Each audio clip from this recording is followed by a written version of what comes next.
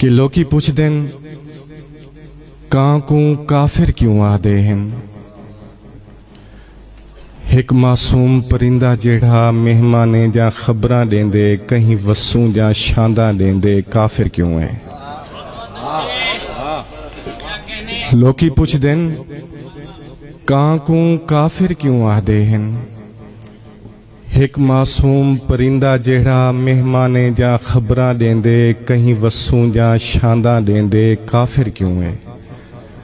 मैं आखदा काफिर कहीं मजहब दा ना नहीं, ना ए रंग या जात दा ना है, ना कहीं दी औकात दा ना है।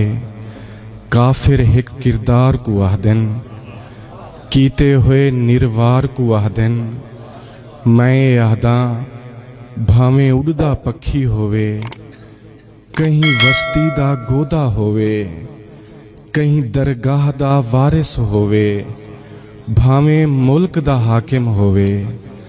जेकर कहीं मजबूर दे हथों, कहीं मजबूर दे बालें हथों रिज़्क खसेंदे काफिर होंदे।